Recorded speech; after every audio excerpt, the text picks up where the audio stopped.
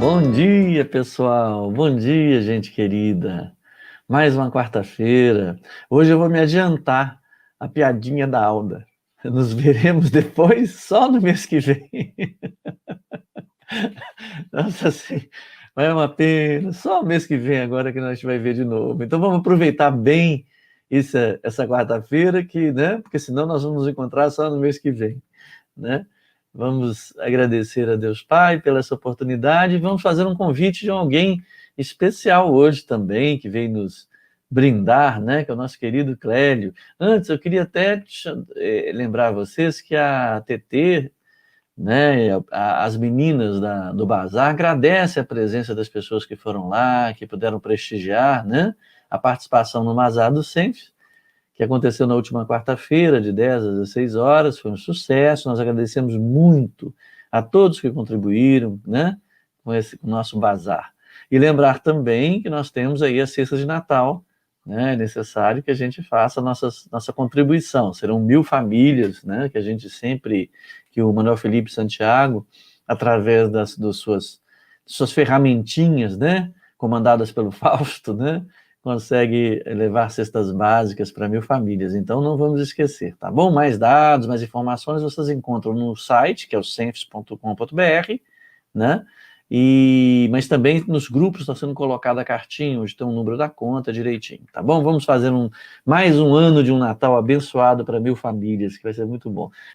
Vamos então pegar a lição de hoje, graças a Deus. Então vamos lá. A lição de hoje do Pão Nosso 177. Eu tô rindo porque, Patrícia, que quando encomendamos aqui, e é muito comum que a gente faça a ação ao mesmo tempo, então eu ponho, ela vai pôr também ao mesmo tempo e acaba um colocando e outro tirando, então faz essa bagunça que vai e volta, mas agora está na mão da Patrícia, vai ficar tudo bem, pode deixar. Vamos ao nosso texto. O Pão Nosso, lição 177, guardamos saúde mental. Como o Fausto já comentou, né, isso vem de carta de Paulo aos Colossenses, né, na cidade de Colossos, né, no capítulo 3, versículo 2, ele fala assim: pensai nas coisas que são de cima, e não nas que são da terra. Comenta Emmanuel, o cristianismo primitivo não desconhecia a necessidade da mente sã iluminada de aspirações superiores na vida daqueles que abraçam o Evangelho. No Evangelho, a renovação substancial. O trabalho de notáveis pensadores de hoje encontra raízes mais longe. Sabem agora, os que lidam com os fenômenos mediúnicos, que a morte da carne não impõe as delícias celestiais. O homem encontra-se, além do túmulo, com as virtudes e defeitos, ideais e vícios a que se consagra no corpo. O criminoso imanta-se no círculo dos próprios delitos, quando se não algema aos parceiros da falta cometida. O avarento está preso aos bens supérfluos que abusivamente amontoou. O vaidoso permanece ligado aos títulos transitórios. O alcoólatra ronda as possibilidades de satisfazer a sede que lhe domina os centros de força.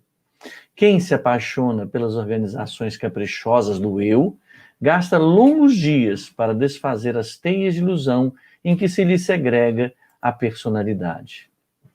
O programa antecede o serviço. O projeto traça a realização. O pensamento é energia irradiante. Espraemo-lo na terra e prender-nos-emos naturalmente ao chão. Elevemo-lo para o alto e conquistaremos a espiritualidade sublime. Nosso espírito residirá onde projetarmos nossos pensamentos, alicerces vivos do bem e do mal. Por isso mesmo, dizia Paulo sabiamente, pensais nas coisas que são de cima. Maravilhoso, né? Vamos começar a gente rever pontinho por pontinho para a gente poder aprender alguma coisinha a respeito disso. Ele começa assim, eu acho muito interessante, gente, que eu queria que a gente anotasse o título que Emmanuel deu. Guardemos saúde mental. Eu lembro que o Fausto fala que saúde, a definição de saúde, era a perfeita sintonia divina, né? A divina sintonia. Até como é que é, Fausto? Você pode me lembrar como é que é a sua definição de saúde? Vamos chamar o Fausto aqui para mim. Como é que é, Fausto, a sua definição de saúde, que eu acho genial? Saúde, pode ligar o microfone aí. A divina oportunidade de viver bem com os ensinamentos do Cristo. Olha só, tá vendo? A divina oportunidade de viver bem os ensinamentos do Cristo. Muito obrigado pela contribuição, Fausto, maravilhoso. Então, gente, olha só, que maravilha. Nada como ter o Fausto aqui para poder nos auxiliar, né? Então, é a divina oportunidade de ver bem os ensinamentos do Cristo. Então, quando ele fala, guardemos saúde mental, ele está dizendo de guardar. Guardar, gente, é muito interessante. É aquilo que a gente mantém conosco. A gente não joga fora.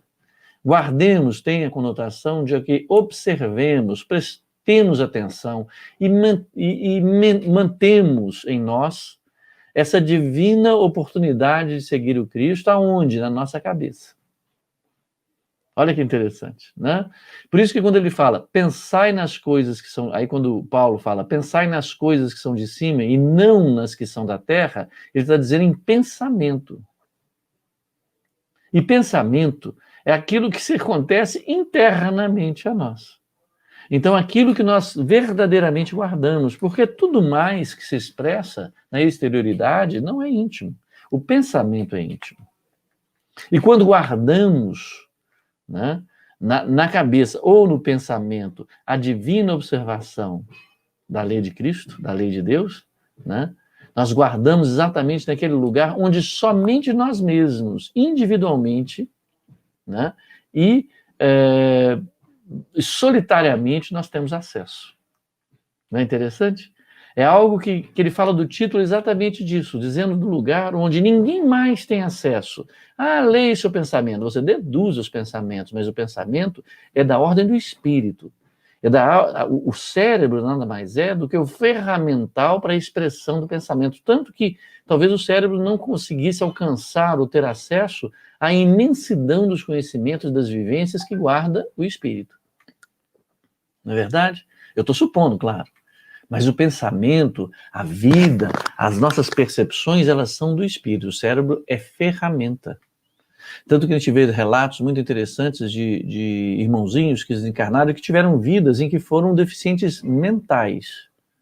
Ou seja, tiveram cérebros atrofiados, sob o ponto de vista biológico, de forma que não pudessem expressar toda a potencialidade do espírito como um processo necessário para o seu aprimoramento mental, moral. Necessário para vivências exteriores para poder fazer sentido a sua necessidade de aprimoramento moral. Então, o cérebro ele é uma ferramenta de utilização do espírito. O pensamento percebe o espírito, pertence ao espírito.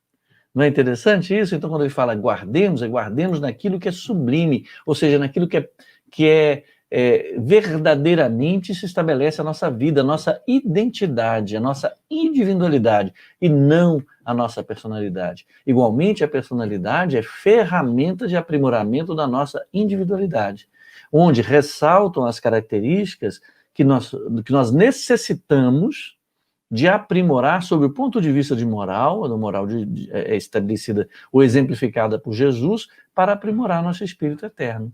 Não é verdade? Esse é um aspecto muito interessante. Mas vai comentar então, Emmanuel. O cristianismo primitivo não desconhecia a necessidade da mente sã e iluminada de aspirações superiores na vida daqueles que abraçam no Evangelho a renovação substancial. Então, acho muito interessante. Quando ele fala em cristianismo primitivo, eu lembro que nas duas lições anteriores, Emmanuel está ressaltando que a alma do cristianismo já se conhecia, né? E que nós, as individualidades, são seres eternos e que vivem, ora encarnados, ora desencarnados, no processo de aprimoramento contínuo para o estágio evolucional que nós encontramos. Não é verdade? Então, ele também não desconhecia que a mente sã e iluminada de aspirações superiores na vida daqueles que abraçam o Evangelho, a necessidade de mente sã e iluminada. Por quê? Porque ele já se sabia, como Emmanuel traduz, como a Alda e o Fausto lembrou bem, dizendo o seguinte, que a mente, né, é espelho da alma em toda parte. Não é verdade? Então, uma mente sã e iluminada, né, é importante naqueles que aspiram à renovação substancial do seu ser, tendo como base as orientações estabelecidas no Evangelho. Ou seja, o Evangelho nada mais tem do que a exemplificação de Jesus, do que é fazer uso do momento da encarnação como oportunidade de aprimoramento espiritual. Então, a mente sã é fundamental, já se conhecia no cristianismo primitivo, ou seja, na alma do cristianismo, e que o espiritismo, evidentemente, tenta resgatar na medida que ele passa a conhecer, valorizar ou colocar, operacionar como operacionavam as suas vidas os cristãos primitivos. Né? O trabalho de notáveis pensadores de hoje encontra raízes mais longe. De fato, sabe agora os que lidam com os fenômenos mediúnicos que a morte da carne não impõe as delícias celestiais. Então, veja, sabia-se a necessidade que morrer na carne permanecia o espírito, mas hoje nós já também compreendemos que o fato de termos desencarnado não nos concede privilégios outros que não tenhamos conquistado enquanto vivos ou enquanto encarnados. Há uma frase que eu acho lapidar, que eu acho fantástica, que diz o seguinte: nós vamos vivenciar o paraíso que tenhamos construído ao longo de nossa vida, ao longo de nossa encarnação. Não é verdade? Então, o fato de morrermos, ou seja, de termos desencarnado, eu falo morrer sob o ponto de vista de desfazermos desse invólucro carnal, desfazermos dessa personalidade única e que nos serviu nesse momento evolutivo, por mais que desejemos, nós não teremos acesso a informações, conhecimentos ou estaturas morais que não tenhamos construído enquanto tivemos oportunidades da encarnação. É dado ao espírito tudo conhecer. Em diversos momentos, aqueles conhecimentos que tenhamos, vamos dizer, adquirido ao longo de outras encarnações e que nos servem como base para vivenciarmos a atual encarnação, eles não nos chegarão senão o que foi aproveitado pelo espírito imortal. O que eu quero dizer disso interessante? Veja, eu lembro do caso daquela lavadeira que, durante a sua vida, ela não tinha gosto para estudar, não gostava de estudar de jeito nenhum, mas gostava muito de trabalhar. E aí, isso é uma história que nós temos num dos livros da psicografia da Alda, e que eu achei maravilhoso, que retrata isso bem sobre o que se refere à questão do cérebro ou da intelectualidade. O que acontecia? Ela não gostava de estudar, era meio ignorante, mas ela se casou, teve vários filhos, mas trabalhava feito uma danada, e lavando roupa, junto com o companheiro dela, ela conseguiu criar os 8 filhos, numa família extremamente harmoniosa e amorosa, e todos eles tiveram rumo na vida. E ela morreu trabalhando, já bastante idosa, e quando ela desencarnou, ela foi recebida, então, pelos seus familiares, pelos seus guias, né? Sobre os espíritos tutelares, e ela então foi pelo trabalho que ela fez no campo do amor, no campo do esforço, no campo da estruturação moral, ela teve conhecimento de por que ela tinha nascido daquela forma, mas depois de um bom trabalho. E ela soube, então, que nas encarnações anteriores, uma anterior a essa encarnação, ela era uma pessoa de grande intelectualidade, uma catedrática, uma professora, uma pessoa que tinha estudado muito, que era assim, uma acadêmica fantástica, e que tinha sido tutora de algumas crianças, das quais ela tinha verdadeira ojeriza delas. Ela não gostava dessas crianças, ela estava ali impondo regras, porque ela gostava, ela só valorizava o conhecimento acadêmico, o cientificismo, as questões delas, esses eram os valores verdadeiros. E ela não tinha nenhum carinho por essas crianças. Essas crianças, por estarem numa família abastada, mas que os deixavam bastante isolados, tinham esperança de ter nela, e ela via essa possibilidade de recolhê-las de uma forma carinhosa.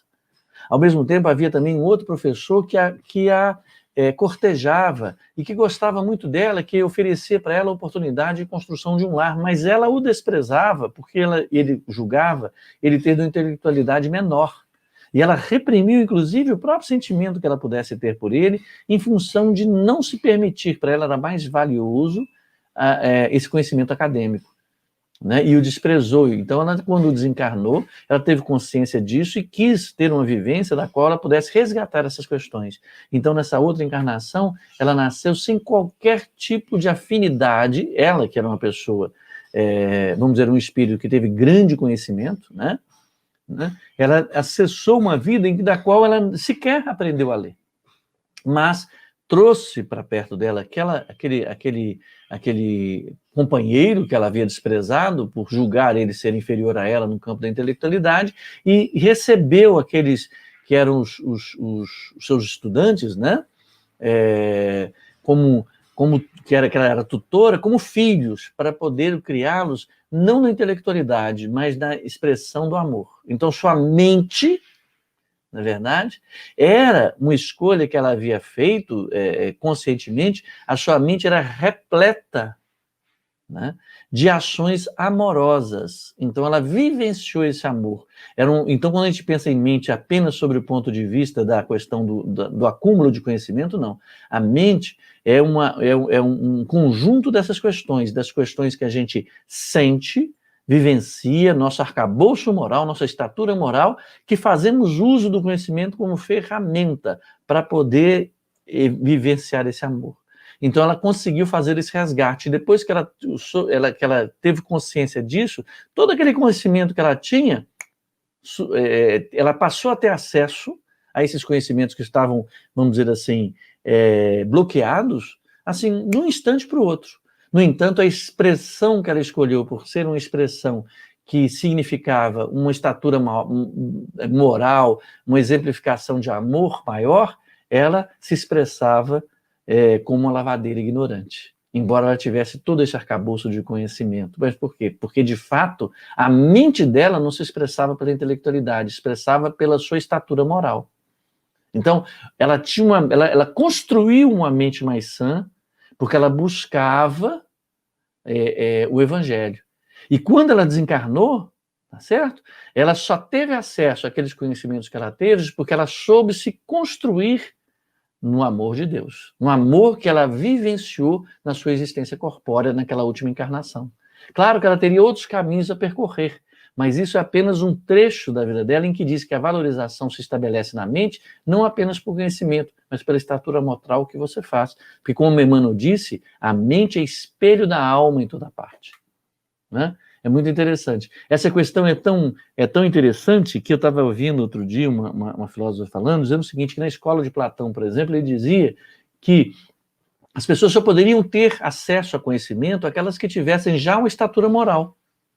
Porque pessoas sem uma estatura moral, e quando se diz moral a gente entende como conhecimento daquilo que é certo ou errado, né? E isso que é certo ou errado vai variar de acordo com as culturas que estamos. Então, por exemplo, em determinadas culturas mais antigas, aquele que a moral se estabelece, aquele, por exemplo, que não combate, que não atira no inimigo, está errado, moralmente equivocado, porque é fruto daquela cultura.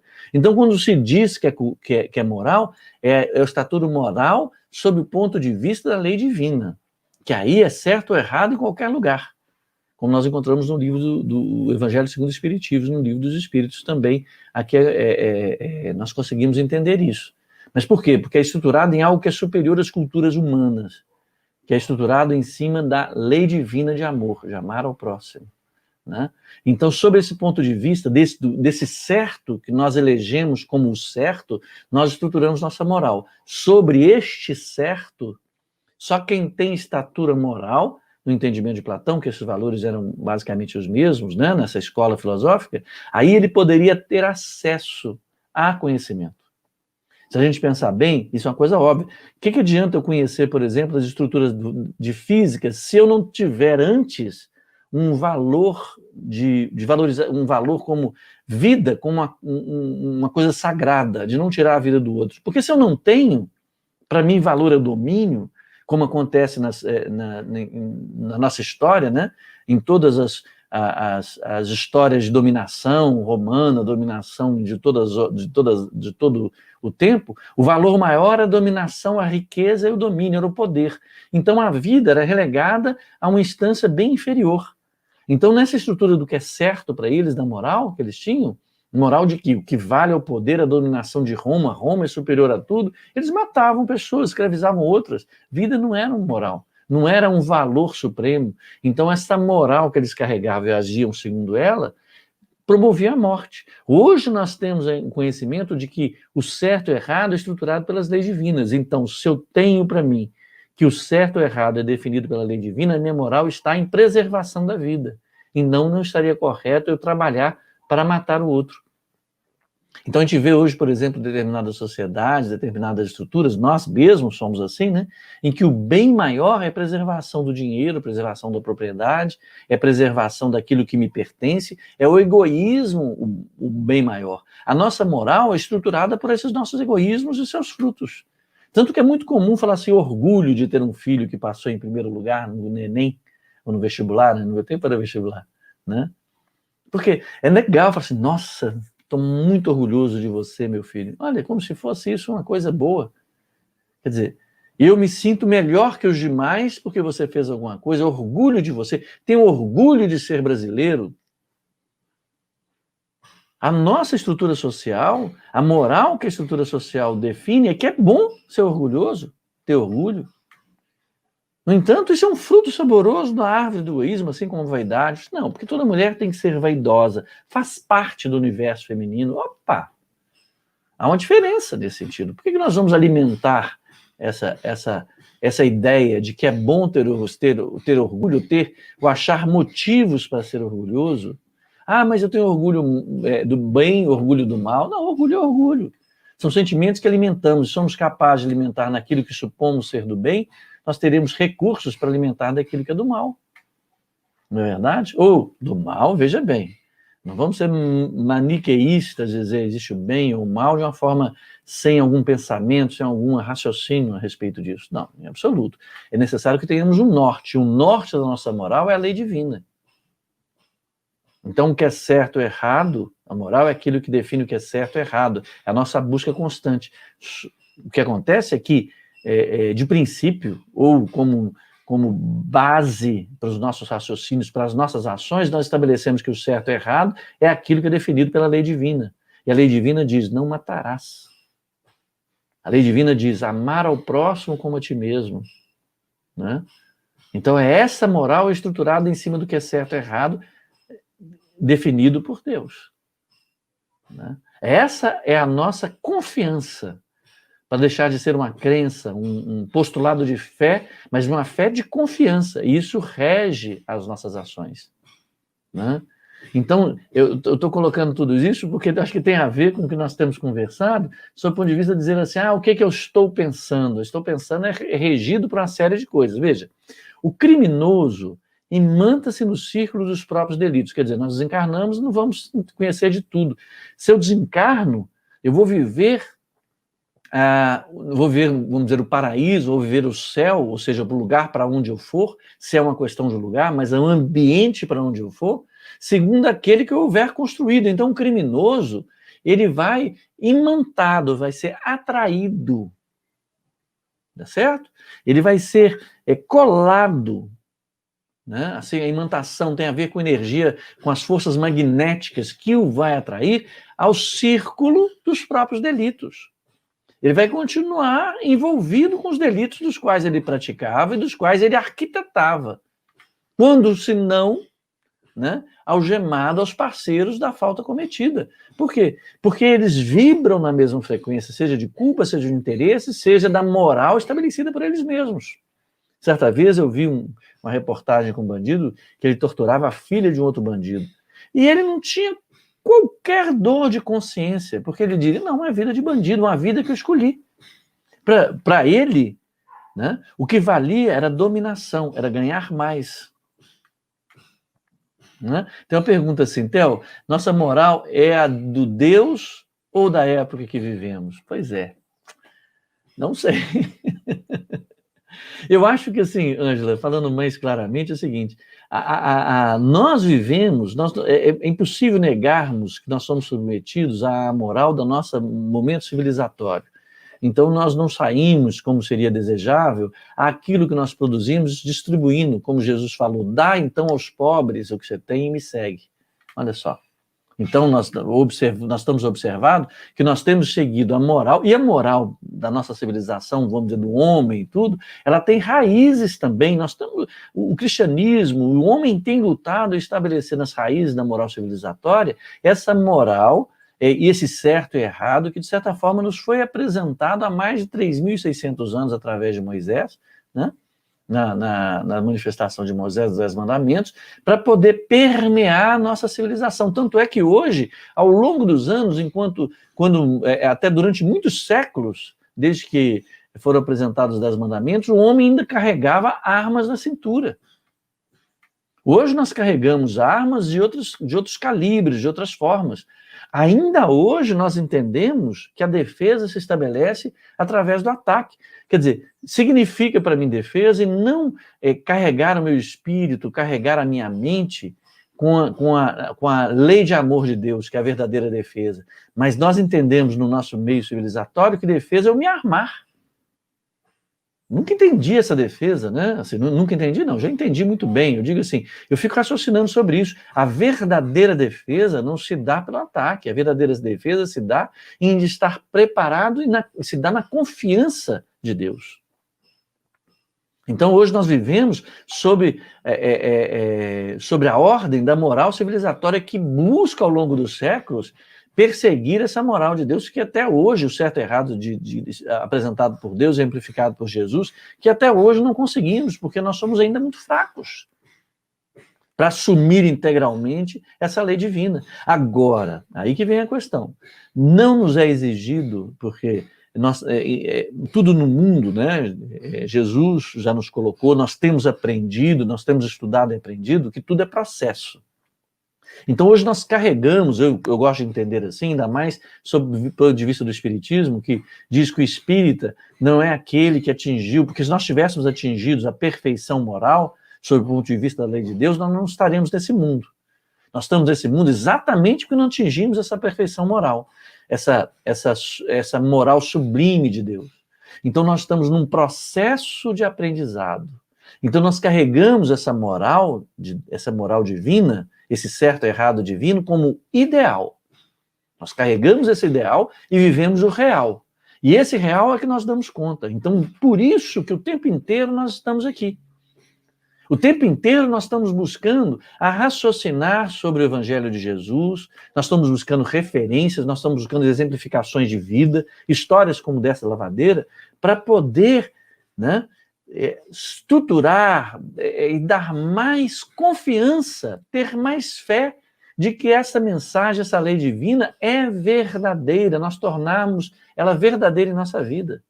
Na medida que nós buscamos esse ideal, nos esforçamos e nos colocamos no caminho, nós cada vez mais conseguimos suportar essa, vamos dizer assim, essa moral da qual estamos submetidos, porque de fato é retrato daquilo que acreditamos, porque ainda somos muito egoístas, ainda somos muito vaidosos, ainda temos orgulho do primeiro lugar no vestibular de engenharia, até de boca cheia que a gente fala, que meu filho passou, né?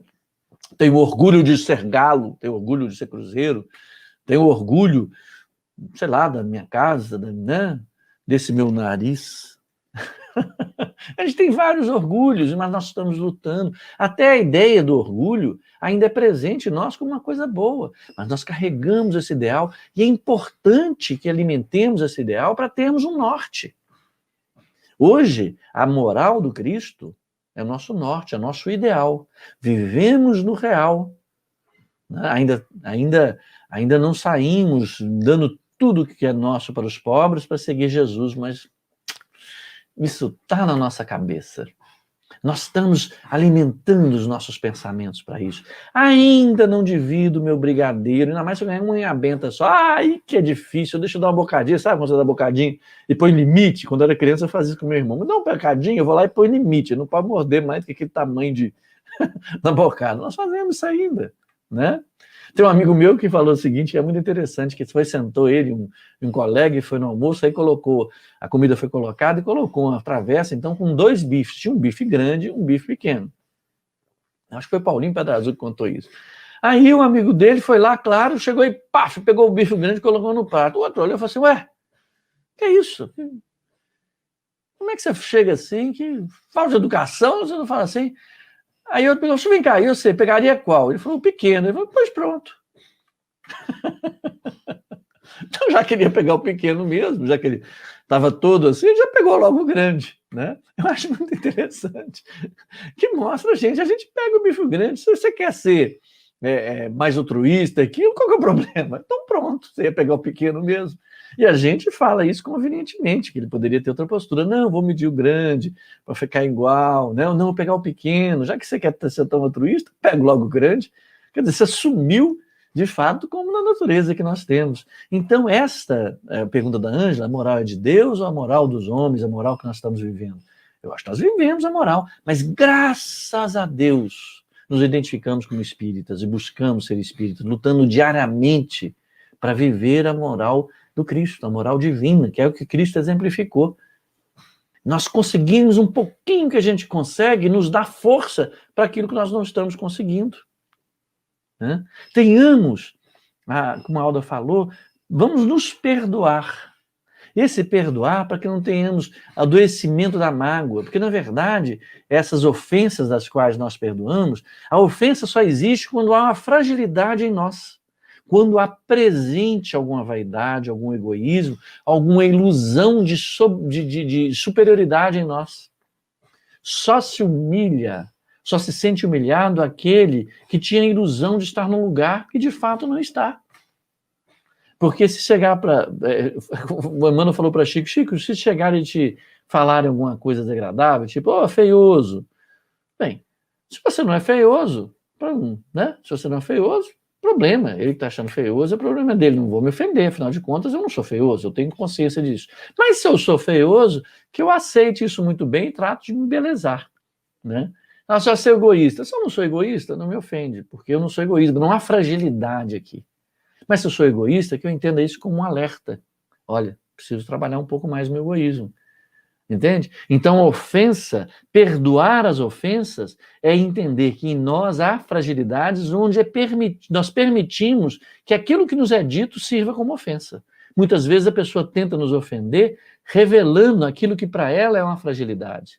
A pessoa chega e fala assim, feioso, é como se ela falasse assim, ela se acha bonita. É verdade? Na verdade, se você não tem problemas em relação à sua beleza pessoal, tanto faz, ela falou, né? Mas se você tem problemas, você vai se sentir ofendido. Né? Por isso que perdoar as ofensas não é a ofensa do outro. Perdoar as ofensas é trabalhar em si, iluminar em si essa fragilidade, essa ilusão de egoísmo que você carregava, essa ilusão de vaidade que você carregava, essa ilusão de achar que estava num lugar que de fato você não estava. Né? As pessoas falam muito a questão de humildade, né? Mas humildade é algo que não se diz. Humildade é um trato em si mesmo para não ter ilusão de se achar no lugar em que você verdadeiramente não está. Que busquemos a luz divina para que nos seja apontada a realidade do que nós somos. Isso é mais importante. Aí nós não seremos ofendidos. Porque não haverá. Olha só, neologismos aqui bobos. Não haverá em nós espaços frágeis. Olha só, a Sunda falando, fiquei muito orgulhosa quando a Daniele passou em primeiro lugar no vestibular. Eu também, eu confesso, que só de ser a Daniele eu também já fiquei orgulhoso. Mas é importante que esse trabalho isso em nós. Nós ainda ficamos orgulhosos, porque é um sentimento que nos invade. Vamos começar a trocar essas nossas sensações de orgulho, que eu fiquei muito orgulhoso quando meu filho passou no vestibular, fiquei muito orgulhoso quando meu filho fez uma peça maravilhosa, fico muito orgulhoso com meu filho todos os dias. O problema não é meu filho, o problema sou eu. É importante que nós busquemos ficar felizes, alegres com o sucesso da outra pessoa, mas não trazer aquele sucesso nos colocando, porque por mais que tenha essa conotação positiva do orgulho, uma vez da conquista do outro, fiquemos felizes que a conquista pertence ao outro.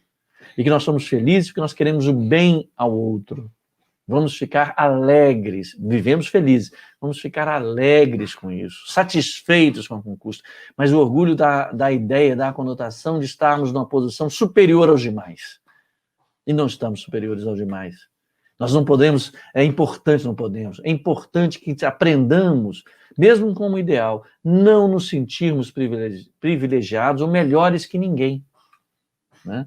Levemos nosso pensamento ao alto, porque se nós achamos que nós somos melhores que os outros, nós estaremos sempre colocando, espraiando nosso pensamento na materialidade, nas conquistas do mundo e não viveremos o nosso ideal. Não é verdade? É essa que é a grande questão. O trabalho das questões que nos prendem no chão começa no nosso pensamento. Continuando, o avarento está preso nos bens supérfluos que abusivamente amontoou. O vaidoso, olha aí, permanece ligado aos títulos transitórios. Está vendo o assunto? Olha só. Nós não vamos, nós estamos aprendendo, nós temos ideal. Eu também fico orgulhoso, já estou orgulhoso. Só de saber que a Daniele passou em primeiro lugar, porque eu adoro a Daniele, é tão querida, tão minha amiga, que eu fico orgulhoso. Mas não é isso. Eu quero trabalhar para ficar alegre, eu não vou me prender, porque isso é uma vaidade minha, a esse título transitório. Né? É uma maneira de pesar o vestibular, mas eu fico satisfeito que ela tenha conquistado, mas é uma conquista dela. Eu não tenho a fragilidade da necessidade de me sentir superior pela conquista, porque ela é minha amiga querida, porque ela é minha filha. Não, ela não é minha, ela é do ser humano. Ela é a filha que Deus confiou a mim. Ela é a amiga que Deus confiou a mim. Então, eu estou alegre por ela, mas não vou me envaidecer. Vamos tornar isso como se fosse uma... embora eu me orgulhe mesmo, mas eu estou trabalhando nisso diariamente para não fazer. Olha, o alcoólatra ronda as possibilidades de satisfazer a sede que lhe domina os centros de força. Porque, veja, não é uma questão intelectiva. O alcoólatra, intelectualmente, ele entende que isso é ruim, mas a pulsão é algo que transita, mas está na mente. E invade a mente. Ele trabalha para buscar o álcool, porque ele quer satisfazer um outro centro que pertence à mente. Assim como a fé, não é acreditar intelectualmente, é a certeza emocional. Tá? É a confiança que a gente constrói. Quem se apaixona pelas organizações caprichosas do eu, ou seja, se apaixona pelos orgulhos, pelas conquistas, né? Gasta longos dias para desfazer as teias, tá vendo? Ilusão é uma teia que te prende, em que se lhe segrega a personalidade. Olha, que lhe segrega a personalidade. Nos atemos a essa manifestação transitória do eu. Transitória da personalidade, que só existirá neste momento e só me serve para aprimoramento da minha individualidade, do meu espírito eterno. Então, para que me pegar nisso que é tão rápido? Segundo dizem, uma vida passa como se fosse um segundo na vida de um espírito de fato.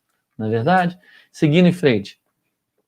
Olha só, eu acho muito interessante quando ele coloca que o programa antecede o serviço. Claro, se eu vou fazer um serviço, eu preciso programá-lo. O projeto traça a realização. Por que o projeto traça a realização? Veja, eu quero construir uma casa, eu imagino a casa. Nossa, eu estou imaginando uma casa mais ou menos que tem a ver com o meu gosto, com a maneira de pensar e tal. Daí que eu já plasmei a casa no meu pensamento, eu já construí, eu de alguma forma a transfiro para o papel ou para o AutoCAD. Que isso se torne, então, a partir daí, fazer um programa para o serviço de construção da casa. Mas de onde é que partiu isso? Do meu pensamento, da minha imaginação, da minha construção mental. E ela é uma energia irradiante. Olha, o pensamento é energia irradiante. Ela irradiou. Ela irradiou e contaminou e transformou isso num projeto e o projeto num programa de trabalho. Então, veja, espraemo-lo, ou seja, o pensamento, espraemo-lo na terra e prender-nos-emos naturalmente ao chão. Espraemos nosso pensamento aos nossos orgulhos, nossas vaidades, que nós vamos nos prender ao chão. Grilhões nos prendendo ao chão. Agora, elevemo-lo para o alto e conquistaremos espiritualidade sublime. Então, gente, às vezes a gente fala assim, para que tanta palestra, tanta reflexão, tanto estudo, para que a gente possa elevar o pensamento, levando em considerações. É que eu falo, que eu acho que eu aprendi dessas nossas reflexões do tratamento do Dr. Bittencourt, que eu falo brincando, que é interessante, é como se a gente começasse a tirar as nossas roupas de todo dia, enquanto estamos elevando o nosso pensamento, com auxílio de Emmanuel, com auxílio do que a gente possa trazer, inspirado pelos nossos mentores, né? É como se a gente estivesse tirando essas roupas, essas cascas que protegem o nosso coração, nossa alma, nossa mente, e colocando aquele aventalzinho, né? Aquela camisolinha de hospital que fica com um bumbum para fora, né?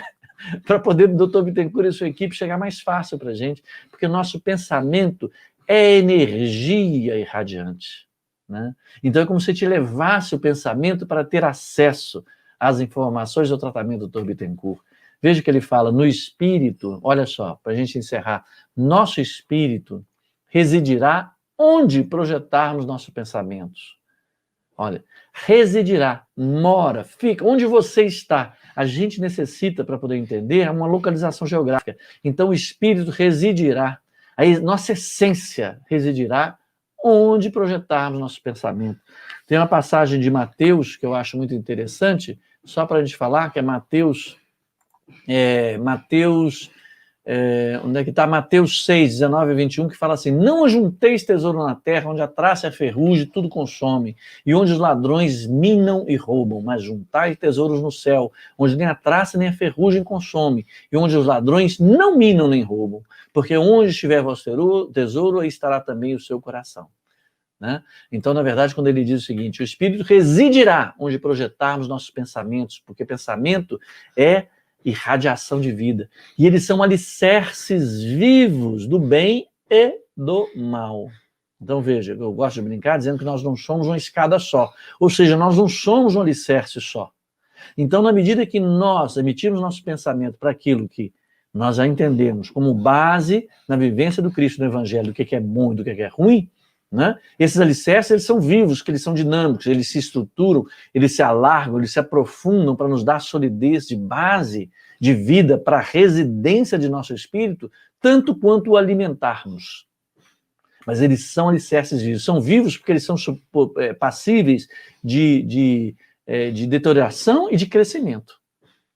Então, alicerces vivos do bem e do mal. Depende do que eu alimentar mais. Né? Por isso dizia Paulo, sabiamente, pensais nas coisas que são de cima. Porque se você pensar, espraiar os seus pensamentos para as coisas que não são de cima, você cada vez mais se enraiza no chão e cada vez mais você vive preso à sua personalidade. E nossa função aqui, a função dessa personalidade é construir recursos para que a gente possa crescer como espírito eterno. Porque enquanto necessitarmos estar nesse mundo, aqui estaremos. E esse mundo, essa nossa era, esse nossa estágio evolucional, é o estágio do sofrimento, da dor e da expiação. Só sairemos daqui quando vencermos os nossos sofrimentos. Quando as nossas fragilidades tenham sido vencidas. As fragilidades da vaidade, do egoísmo, do orgulho. Quando vencermos essa nossa vaidade, do apego, e só venceremos através das ações de amor que são exemplificadas pelo Evangelho, nós não estaremos presos aqui. Então, cada ato, cada conquista que fizermos não é motivo de orgulho, é motivo para vencermos o nosso orgulho, é vencermos a nossa prisão aqui. Tá bom? Ô, gente, muito obrigado. Vocês desculpem, hoje nós passamos um pouquinho do tempo, mas está ótimo. Agradeço muito a participação de todos, né? Gostaria que a gente agora, que a gente aproveitasse esse momento, que estamos todos juntos, vamos lembrar de toda a equipe. Queria que todos nós lembrássemos dos nossos companheiros da quarta-feira, as nossas queridas amigas, Ana Paula do Lanchinho, eu não consigo lembrar o nome de todo mundo, a Luciana, tanta gente querida, a Lívia, né? Tanta gente querida, não quero falar mais nomes não, que eu vou com certeza falhar, porque são tantas queridas, né? Tantos amigos trabalhando lá na quarta-feira, né, como também na terça. Queria lembrar de todos eles, cada um lembre daqueles passes maravilhosos que a gente recebe quando estamos juntos. Queria que todos aqui, nesse momento, sentissem recebendo um passe maravilhoso da equipe do Dr. Bittencourt, que lembremos desses trabalhadores que personificam a equipe do Dr. Bittencourt, que levemos nosso pensamento. Olha só, elevemos nosso pensamento, que tenhamos confiança de que a lei divina é o nosso guia, nosso caminho para nos libertarmos, para estarmos cada vez mais próximos de Jesus. Queremos pedir especialmente para todos aqueles que têm sofrido pelo Covid, pela nossa estrutura social, porque isso vai passar. Confiemos em Dr. Bittencourt, queremos uma prece especial pela Kátia, a Jade, que sofrem de Covid, e todos os nossos irmãos do planeta que sofrem com essa Covid. E que todos se sintam fortalecidos na confiança em Jesus e que o Dr. Bittencourt possa colocar sobre eles um passe maravilhoso, trazendo o remédio necessário para que ele vivencie aquilo que é necessário para a sua vida, mas com todo o auxílio que pudermos dar. Que nossas vibrações se mantem as vibrações do Dr. Bittencourt e de Jesus e que se espalhem pelo planeta. E que possamos sempre Agradecer a Deus Pai por esses momentos maravilhosos, essa belezura que nos assiste. Esteja conosco sempre, Jesus, nós agradecemos. Que assim seja, graças a Deus. Como diria Aldinha, gente, até mês que vem. Com muito carinho, fiquem com Deus. Muito obrigado.